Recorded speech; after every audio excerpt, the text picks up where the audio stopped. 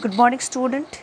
I, Rashmi ma'am, welcome you all in my biology online classes. Over here, I am going to start new chapter, that is chapter 6, the flower.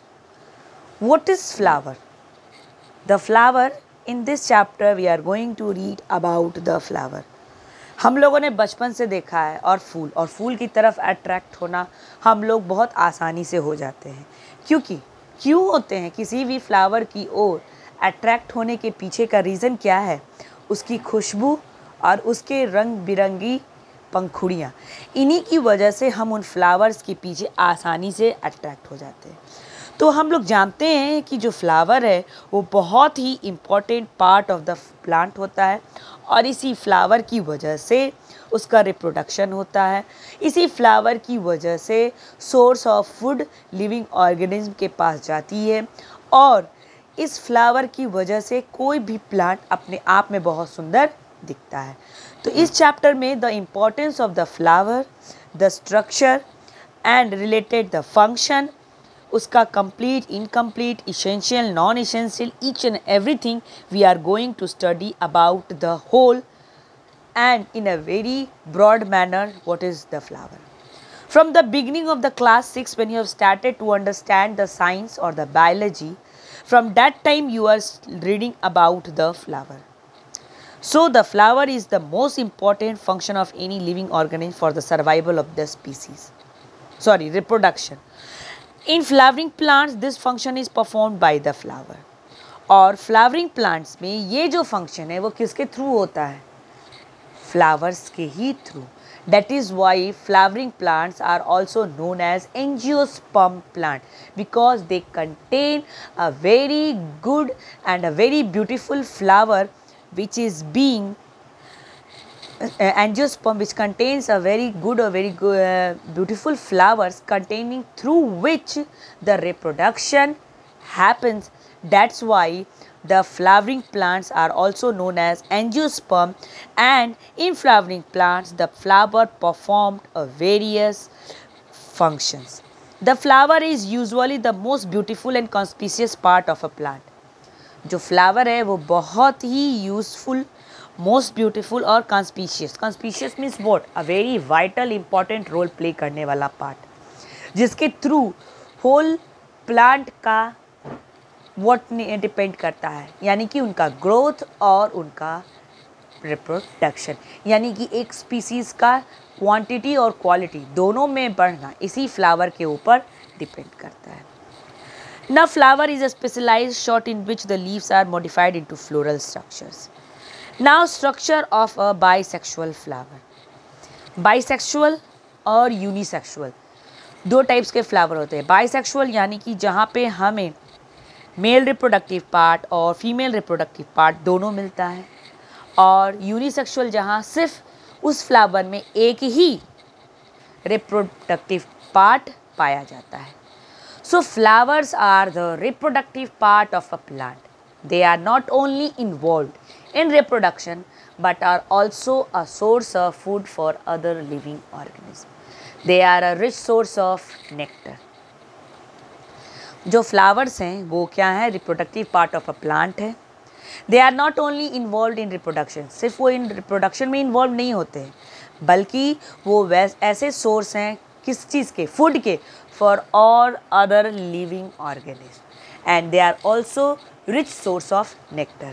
किसी भी आप कह सकते हो insects के लिए वो भी एक तरह का फूड का काम करते हैं, क्योंकि they are very rich in nectar, और इन्हीं नेक्टर को वो शक करती हैं इंसेक्ट्स और being have their food and for their growth.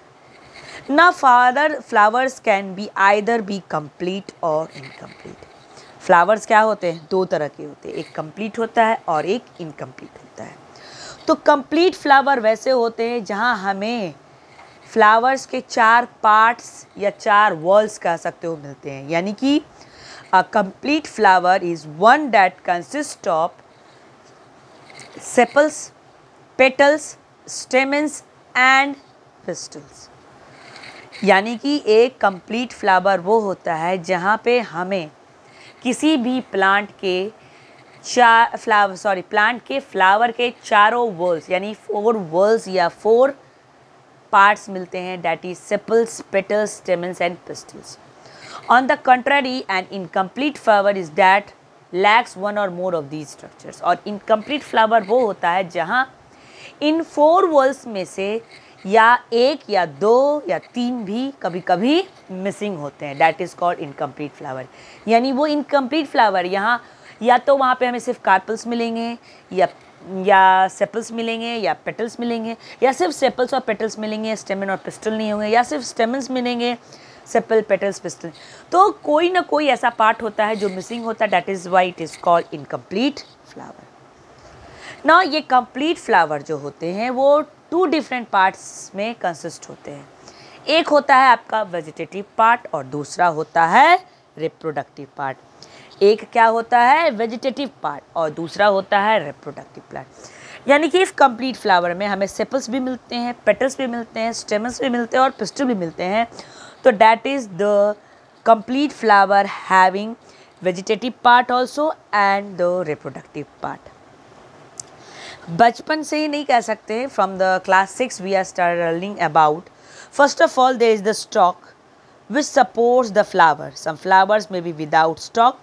The tip of the flower stalk may be expanded to form a cup-shaped area that is called receptacle.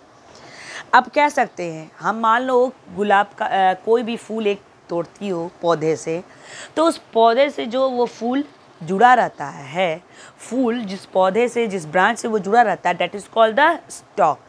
और जिस ब्रॉड चीज़ के ऊपर वो सारा फूल का चारों वर्ल्स बैठा हुआ होता है, दैट इज़ कॉल्ड द रिसेप्टिकल. और द स्वेलन पार्ट जो होता है थैलेमस भी होता है. यानी कि जो रिसेप्टिकल के ऊपर फूला हुआ जो होता है, जिसके ऊपर पूरी की पूरी पंखुड़ियाँ, आपके सेपल्स, पेटल्स, स्टेमन्स और पिस्टल सारे एसोसिएटेड होते हैं, that is called the thalamus.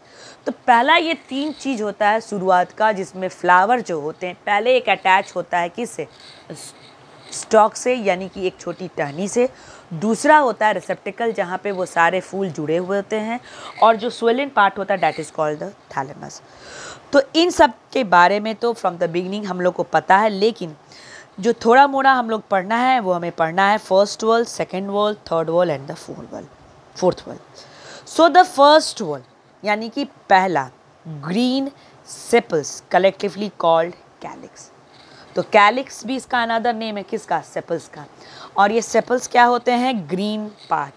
जैसा कि आप यहाँ पिक्चर में देख सकते हो, ये जो ग्रीन पार्ट है ये स्टॉक हो गया, यानी कि यही चीज़ होता है जो ब्रांच से जुड़ा हुआ होता है.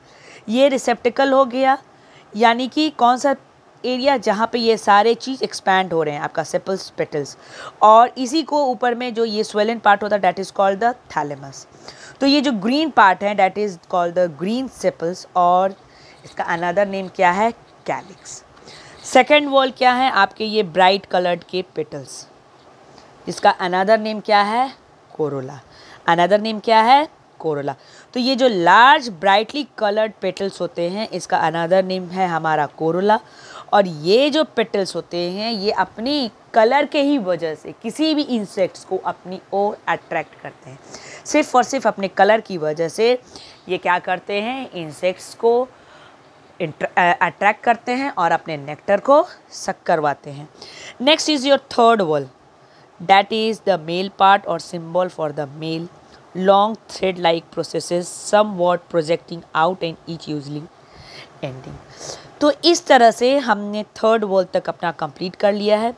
In next video I will be completing our many topics till sexuality in flowers we will complete. Till this, thank you students.